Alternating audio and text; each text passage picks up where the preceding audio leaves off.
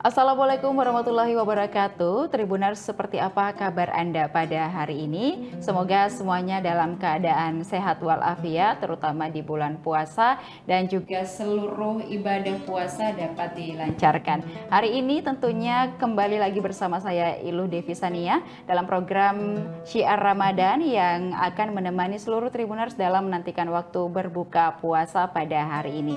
Tema kita pada Syiar Ramadan kali ini cukup menarik, yakni terkait dengan persiapan ruhiyah dan juga intelektualitas di bulan suci Ramadan. Untuk itu hari ini kita ditemani dengan Bapak Ustadz, yakni Kiai Haji Sabarudin LC bersama kita pada hari ini. Kita sapa terlebih dahulu narasumber kita pada sore hari ini. Assalamualaikum Pak Ustadz. Waalaikumsalam warahmatullahi wabarakatuh. Baik, seperti apa kabarnya di bulan puasa ini? Alhamdulillah tetap diberikan kesehatan dan juga semangat iman untuk menjalani ibadah puasa. Iya, baik. Dan juga ini merupakan pertemuan pertama kita ya di bulan puasa untuk memperbincangkan tema yang begitu menarik.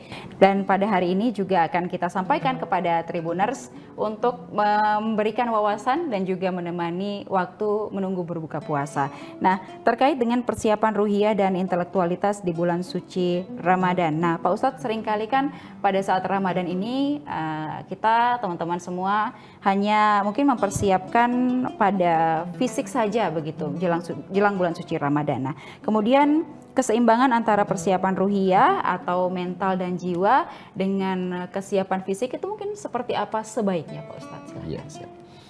Bismillahirrahmanirrahim. Hamdan wa syukranillah, salatan wa salaman ala rasulillah, amma ba'd. Ya, berkaitan dengan bulan suci Ramadan, memang kalau kita melihat ya, ayat yang diturunkan itu adalah panggilan keimanan.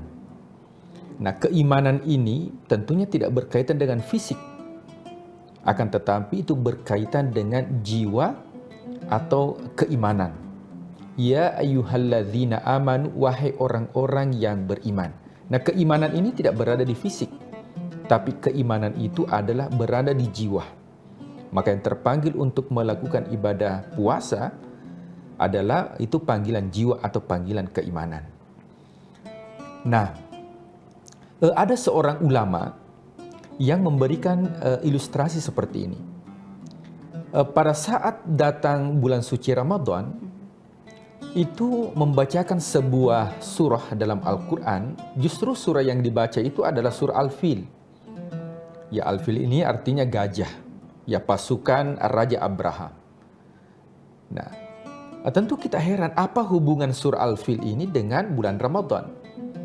Ternyata diilustrasikan bahwa Abraha itu merupakan raja yang disimbolkan sebagai raja yang sombong, raja yang angkuh. Ya. Sehingga ketika melihat pusat perekonomian di Mekah, itu berpusat di Mekah. Kenapa? Karena ada Ka'bah. Apa yang dilakukan itu juga berusaha untuk membuat Ka'bah di Yaman pada saat itu. Tapi ternyata tidak ada perubahan. Akhirnya dengan kesombongan, dengan keangkuhan, kezaliman, seluruh pasukan Abraha itu pasukan gajah yang memasuki kota Mekah dengan tujuan apa? Dengan tujuan adalah untuk menghancurkan Ka'bah. Nah, jadi ada simbol dari Abraha ini, ada keangkuhan dengan kesombongan. Nah, siapa yang mempertahankan pada saat itu? Yang mempertahankan Ka'bah itu adalah Abdul Muttalib sebagai simbol ketekunan dan ketakwaan. Sementara ya burung ababil ini ya yang melontarkan, yang melemparkan batu ya bara api itu simbol daripada keadilan untuk memerangi yang namanya Abraha atau memerangi yang dinamakan dengan hawa nafsu. Nah, sehingga di sini bisa kita katakan bahwa ternyata Baitullah itu ada 3. Baitullah yang ada di langit namanya Baitul Ma'mur, tempat tawafnya para malaikat. Baitullah yang ada di kota Mekah. Dan dalam diri manusia itu ada Baitullah yang mana itu adalah hati. Nah, jadi hati kita ini adalah sentral ya metabolisme yang dinamakan dengan pusat spiritualitas. Ya, dan ini masuk bulan Ramadan banyak orang yang lebih menjaga ya fisiknya. tapi dia tidak jaga dari dalam, yaitu dia tidak jaga jiwanya. Padahal di bulan suci Ramadan ini yang harus kita tingkatkan adalah spiritualitas, jiwa, keimanan, dan juga tentunya yang paling terpenting adalah intelektualitas, bagaimana kita literasi, membaca, dan juga sering-sering mendengarkan kajian. Nah, jemaah yang dimuliakan Allah Subhanahu wa Ta'ala. Nah, kenapa hati ini menjadi baitullahnya Allah dalam diri manusia? Ini perlu kita jaga. Karena hati ini merupakan sumber daripada niat. Ya, kita tentunya melakukan ibadah puasa itu didahului dengan niat. Ya, meskipun kalau saya sampaikan bahwa ya niat ini ulama berbeda pendapat. Ya, ada yang mengatakan bahwa 1 kali saja berniat. Ketika berniat pada malam pertama, maka sudah terakumulasi 30 malam. Itu pendapatnya Imam Malik. Ya, sementara pendapat Imam Syafi'i mengatakan itu harus setiap malam. Jadi pemirsa yang dimuliakan Allah, jadi kalau kita menggabungkan keduanya, tetap kita berniat di awal Ramadan dengan niat puasa 1 bulan, dan tiap malam itu tetap dibarengi dengan niat. Sehingga ketika ada malam-malam yang terlupakan berniat, maka sudah diwakilkan karena kita sudah berniat di awal bulan suci Ramadan. Nah, makanya hati itu sebagai sentral, sebagai pusat niat. Yang kedua adalah hati itu yang memunculkan aktivitas positif atau aktivitas negatif. Nah, jadi kalau ada orang yang bertutur kata yang kurang baik, sebenarnya itu bukan lisannya bermasalah, tapi yang bermasalah itu adalah hatinya. Kalau ada orang yang mencela, berarti yang bermasalah itu bukan lisannya, tapi yang bermasalah itu adalah hatinya. Kalau ada orang yang memukul, yang bermasalah itu bukan tangannya, tapi yang bermasalah adalah hatinya. Nah, maka di sini merupakan sentral atau pusat, sehingga betul-betul di bulan suci Ramadan hati itu harus, ya, spiritualitas itu tentunya dalam hati. Nah, kalau saya bertanya seperti ini, tentu dalam Islam bahwa ya kalau ada anjing, ya yang kita lakukan adalah kita usir. Ya, karena memang dalam Islam itu ya boleh kita memelihara anjing, tapi selama itu bisa dijadikan sebagai hewan untuk berburu, ya, atau menjaga ternak atau menjaga lahan garapan dan sebagainya. Tapi selain daripada itu tidak dibolehkan dalam Islam. Nah, banyak orang yang mungkin ya ketika ada anjing dia usir. Akan tetapi boleh jadi dia usir 1 anjing tapi memasukkan banyak anjing dalam hatinya. Yang mana itu? Yaitu hasad, iri hati, kesombongan, angkuh.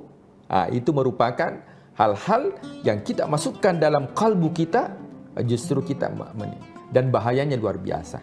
Nah, kata Rasulullah SAW, kalau ada orang yang memelihara, ya ini versi dalam Islam, ya satu yang dipelihara bukan tujuan untuk berburu, bukan tujuannya untuk menjaga, maka itu bisa menghilangkan pahala 1 qirat. Ya, qirat ini itu sebesar gunung Uhud. Nah, bagaimana ketika ada dalam diri kita sifat hasad? Nah, sifat hasad ini bukan menghilangkan sebagian pahala, akan tetapi dikatakan oleh Rasulullah SAW, innal hasanat yudhibna sayyi'at. Ya, ternyata hasad ini ya itu bisa ya menghilangkan pahala. Ya. Al hasad ya yakulul hasanat, itu memakan pahala. Seperti apa? Rasul mengatakan, kama yakulu an-narul khatab. Seperti api yang memakan kayu bakar. Itu tidak ada yang tersisa. Jadi memang dalam bulan suci Ramadan ini ya spiritualitas ini perlu kita jaga. Sehingga ibadah Ramadan itu bukan ritual, akan tetapi spiritual. Ya, kalau hanya ritual itu ya tidak makan, tidak minum, itu juga kita lakukan di luar bulan suci Ramadan. Jadi kalau hanya tidak makan, tidak minum yang kita jaga, maka dipastikan bahwa ya kita hanya berpuasa secara ritual, tapi tidak berpuasa secara spiritual. Iya, baik. Jadi kita banyak hal yang perlu diperhatikan ya Pak Ustadz ya, termasuk juga bagaimana kemudian yang penting adalah menyelaraskan antara pikiran dan juga hati. Nah kemudian Pak Ustadz untuk terkait hal itu mungkin ada cara yang bisa disampaikan kepada Tribuners untuk menyelaraskan hati dan pikiran agar ibadah di bulan suci Ramadan ini tidak sekadar menjadi rutinitas belaka begitu, silakan.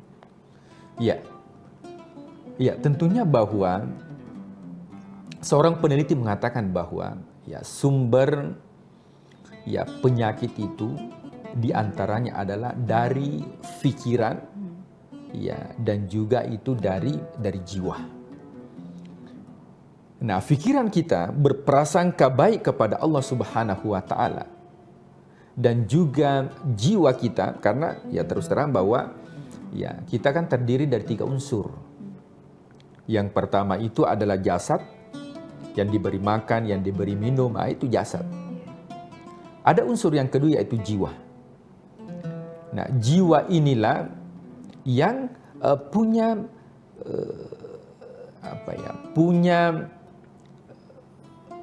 macam-macam jiwa. Ya. Jiwa yang gemar untuk melakukan kebaikan disebut dengan nafsul mutmainnah. Nah, jadi kalau ada Tribuners yang gemar untuk melakukan kebaikan, berarti yang berfungsi itu adalah nafsu al-mutmainnah.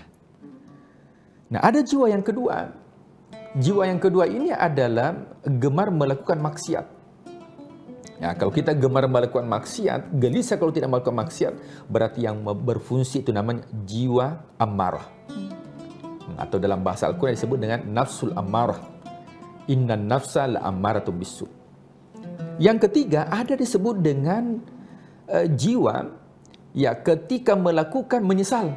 Jadi ada juga orang yang melakukan ya keburukan, tapi ketika selesai melakukan keburukan dia menyesal. Disebut dengan nafsul lawamah.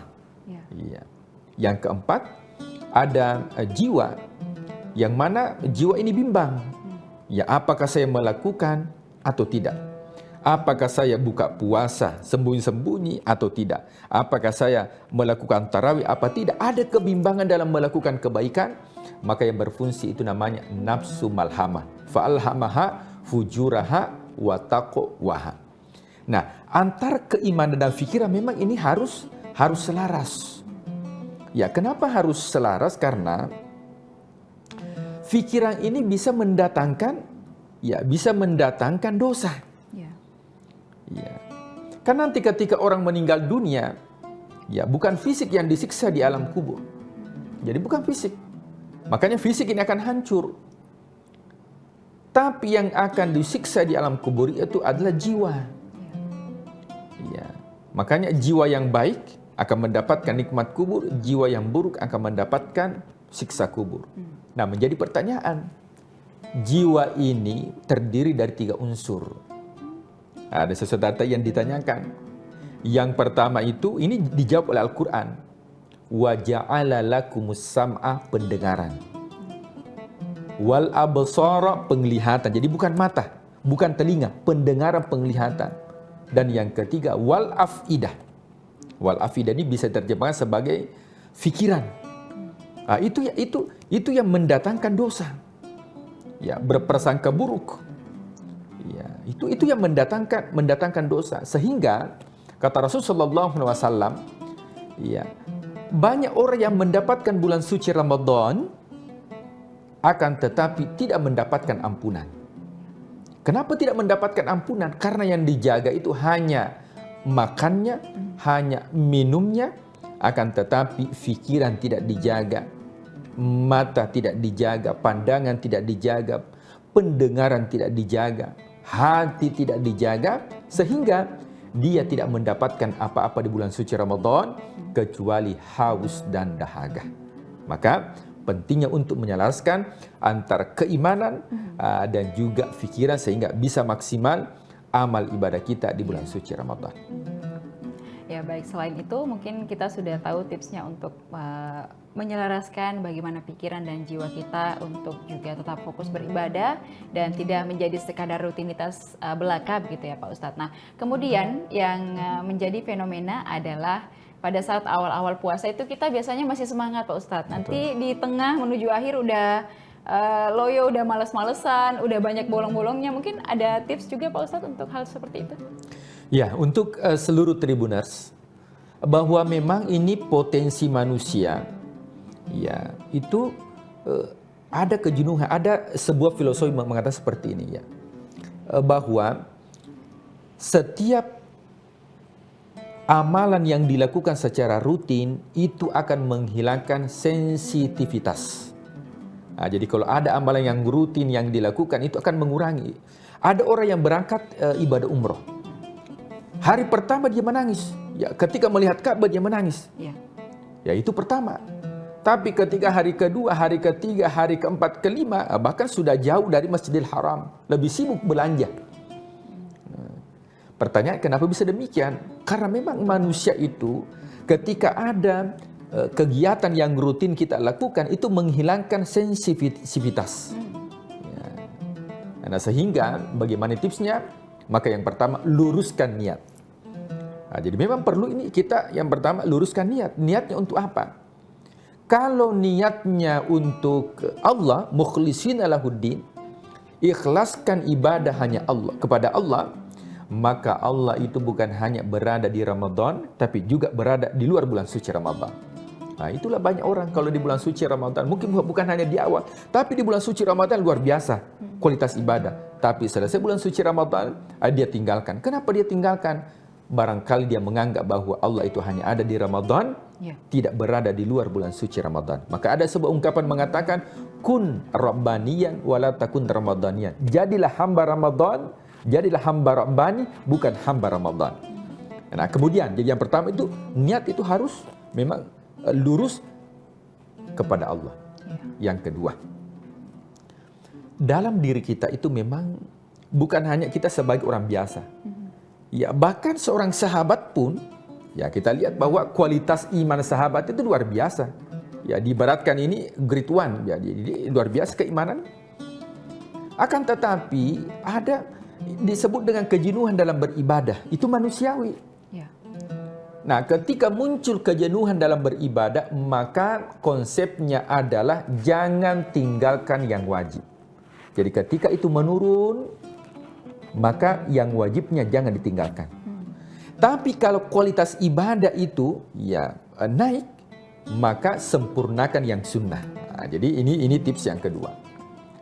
Tips yang ketiga adalah lakukanlah dari hal yang kecil ke yang besar.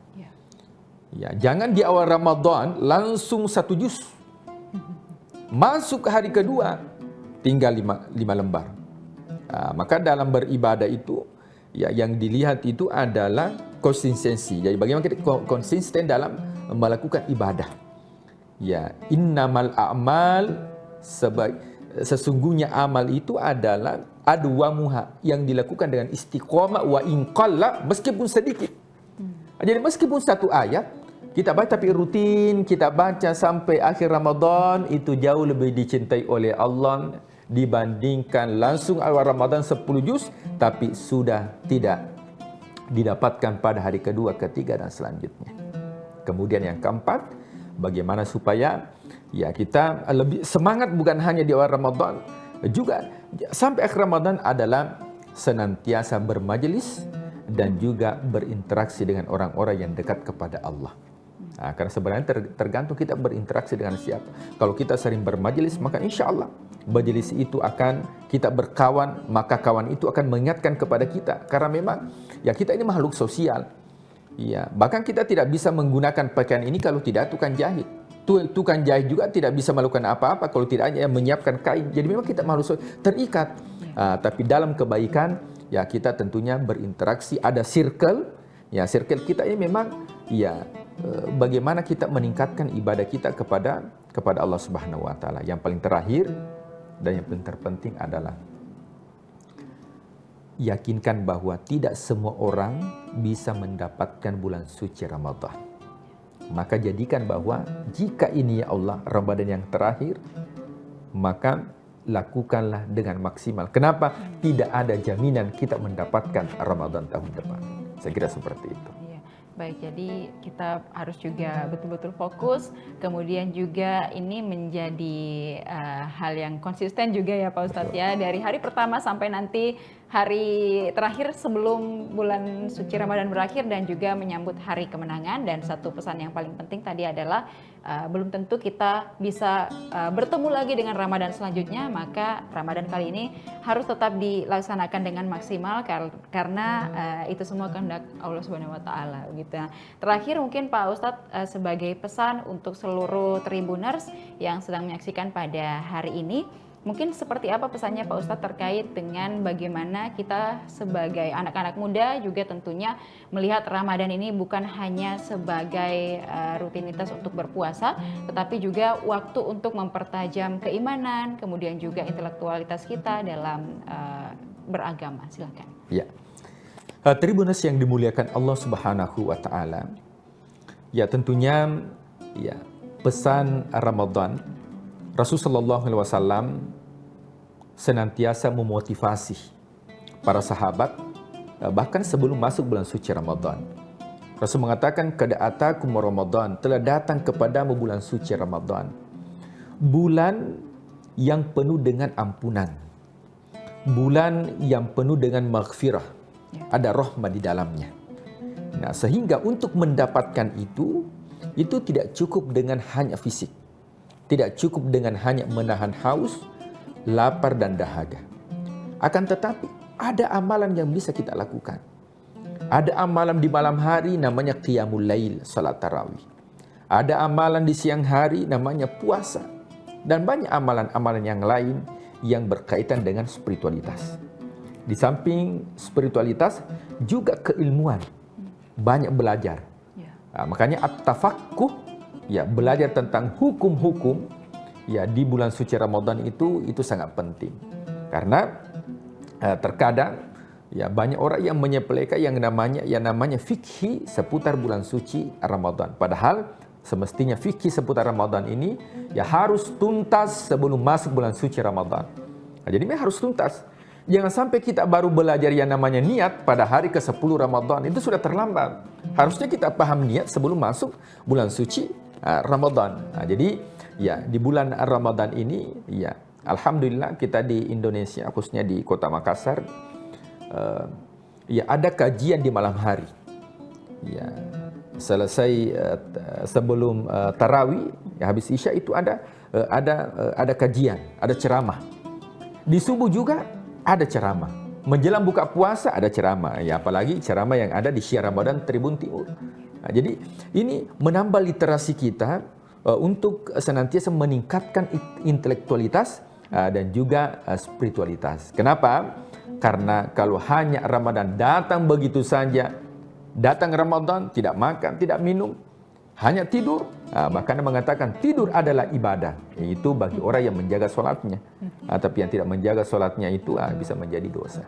Oleh sebab itu, mudah-mudahan seluruh Tribuners yang dimuliakan Allah Subhanahu wa taala, Ramadan tahun ini kita maksimalkan dengan meningkatkan intelektualitas, tapi yang paling terpenting adalah bagaimana kita meningkatkan yang namanya spiritualitas. Saya kira seperti itu. Wallahu a'lam bishawab.